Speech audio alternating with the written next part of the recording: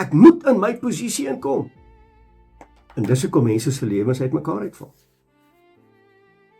En ongelukkig word emosionele Christendom gemeet aan hoe reageer jy? Hoe reageer jy? Hoeveel keer bid jy? Hoeveel keer vas jy? En hulle meet dit aan dit.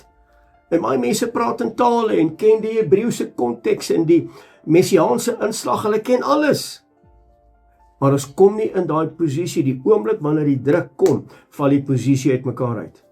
En dit gaan nie oor hoe hard jy bid en hoeveel jy ken en hoeveel keer jy vas en hoeveel openbarings jy kry en hoeveel mense jou volg op sosiale media en hoeveel likes en hoeveel comments en hoeveel shares ek kry nie. Dit gaan nie daaroor nie.